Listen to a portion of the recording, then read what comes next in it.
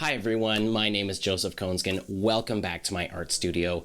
What I want to show you today is a painting that I've been working on for about a week or so now. It's going to be a cardinal sitting on some frosty branches, and I want to show you a time lapse of me painting this bird today. Now, the difference between this bird and maybe some of the other birds that I've shown in other videos is that I find red to be a bit of a challenging color, especially when it comes to shadows and highlights, and more highlights specifically. Once you start adding lighter colors and brightening up that red mixture, it can turn pink, and I don't really want it to be too pink. Sometimes you can't really get away from that, but I want to be able to at least keep that nice vibrant red color that the cardinal is. And so what I'll be doing is probably doing multiple layers of highlights and going back over with a wash or a bit of a glaze of the deeper red rich color to bring back the vibrancy of this red cardinal. So I'm going to show you the colors that I'm using today just to give you an idea of what I'm doing, and then I'll start right in with the time lapse and describe how I paint this red cardinal. So the main color that I'm going to be using for this cardinal is cadmium red medium, and then I'll be using cadmium red light, raw umber, Mars black, titanium white, Payne's gray, and I'm not sure if I'm going to use this color yet, but ultramarine blue, in case I need to make some of the colors that are on the parts of the wing and the back and underneath the tail that have a little bit of a purple tint to them, but I'll decide that once I'm mixing the paint. So now that I'm painting, I'm taking a mixture of mostly cadmium red medium and a tiny bit of raw umber just to kind of dull it slightly. And what I'm doing now is just blocking in all the main parts of the bird, so all the red parts on the head and the belly, and just kind of getting an overall shape and color of the bird. I'm just doing this very loose. I just want to get a rough general idea of where I want everything to be, and a little bit of a value structure to get the right tones and the right colors for the bird. So I'll just fill in the tail, and this color is the same color that I was using for the back and for the wing. And then I'll do the black part that's just around the eye and kind of on the chin under the beak.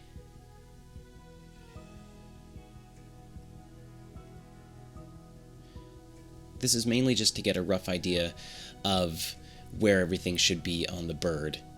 Just rough colors and just loose brush strokes, nothing too detailed just yet.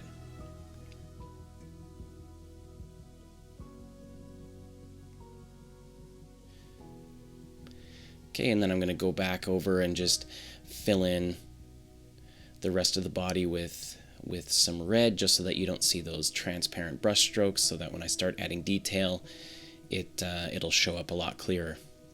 So now that I'm working on the head, and I'm going to start with the head first just to kind of get a general idea of how I should be working with the reds, because I want to make sure that I'm doing it correctly before I start working on the rest of the bird. And so I'm starting with a bit of the shadows and sort of the color that's going to be just a shade darker than this mid-range tone that I put down when I was blocking it in.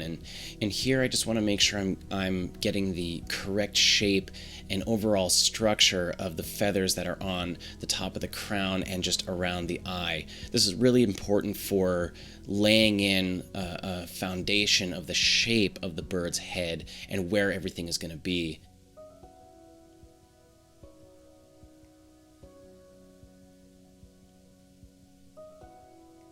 And so then I'll go in and start adding some deeper shadows in and around once I feel like I've got the structure of the bird's head in a good place that I like it. I might adjust some things later on in the painting, but for now I think I'm pretty happy with the way things look.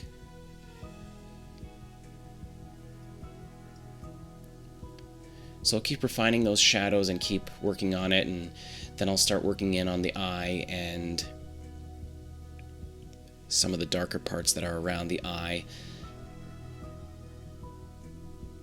and just kind of adjusting the shadows here and there. I'll tend to go back and forth a lot to make sure that I like where everything is.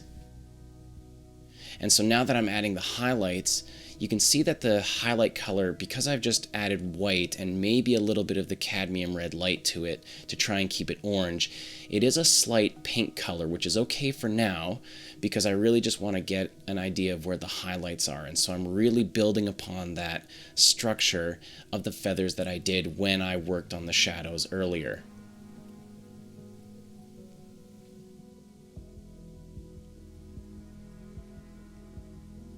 So I'll go in and add an even lighter highlight now that I have a really good idea and I like where everything's at. I'll add this lighter highlight, which is an even lighter pink color,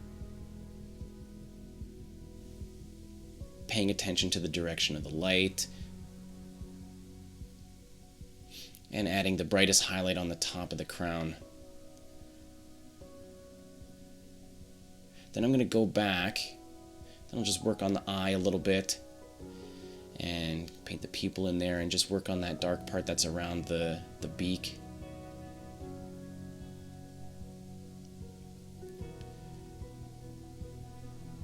And then of course comes the all-important highlight.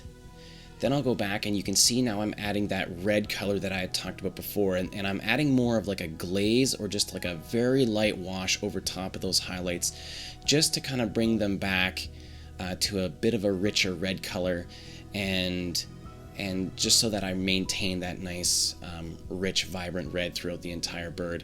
And I think I go back later on and add an even more red to the head once I have the body painted. And then just working on the beak, and it's a bit of a similar process with the orange, because once you add white to orange, it kind of becomes this peach color, and I just want it to stay that nice orange color for the beak. So now going on to the back and the wing that's showing in this part, I did end up actually adding a slight amount of ultramarine blue to my mixture just to kind of make it a bit of a cooler color, and especially I did that especially in the highlights that are coming up. Here I'm just adding the shadows, and I'm just being very meticulous with what I'm doing here because I want to make sure that the structure of the bird makes sense and it looks correct for the picture that I have that I'm working from.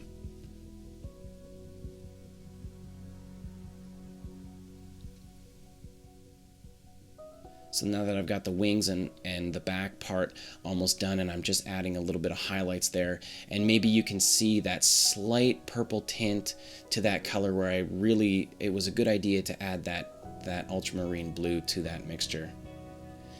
And now just moving on to the body and the belly of the bird, I'm really going to be working slow here to make sure that the structure of the bird makes sense. And because I want to maintain that red color and that nice vibrant rich color that's there, I'm gonna just kind of work slowly and make sure that my mixture on my palette is correct by going back and constantly adding more cadmium red medium to the mixture so that it doesn't get too dull and that it doesn't get too gray. As I was working on this, I noticed that the darker I would make the shadows, the more gray it would get, and it would kind of dull that red color fairly significantly. So I found myself having to go back and add cadmium red medium to my mixture quite often just to maintain that nice color that I was working with. So here I'm adding a few more deeper shadows, and I'm just painting really slowly to get a really good idea of the shape of the bird. I'm working from a photograph, but I still want to make sure that on the painting it makes sense and it has that really nice three-dimensional shape.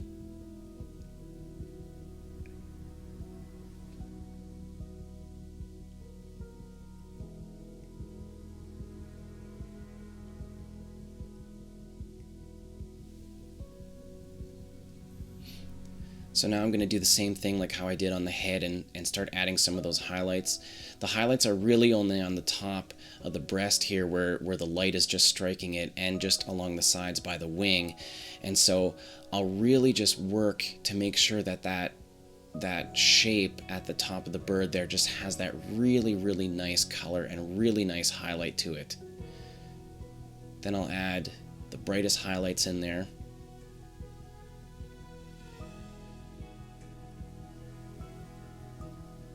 So here I'm just adding some of those reds, and I'm really just trying to do it as subtly as possible so that it doesn't get take away those highlights, but just adds to it and just makes them that more rich red color.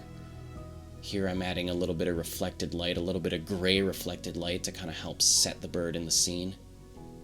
And then I'm just going to go back and add some more reds, and I think I did this for quite a while, where I added some more reds to the bird just to make sure that it looked right.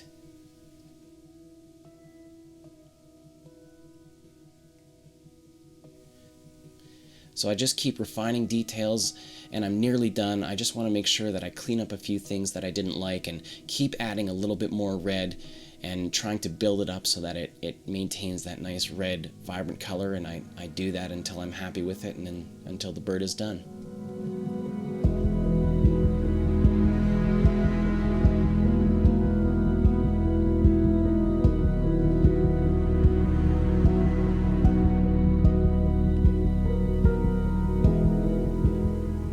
I really love the way this painting came together. The bright red cardinal on the gray and frosty white background. It just really pops in this wintry, frosty landscape. And so thank you so much for joining me today. I had a lot of fun working on this painting today, and you know, there were some challenging parts with the red and trying to sort out some of the colors and getting the layers just right, but I think it turned out really great in the end. So if you have any questions about what I've done today, just leave them in the comments below. I'll be happy to answer them. Thank you so much for watching.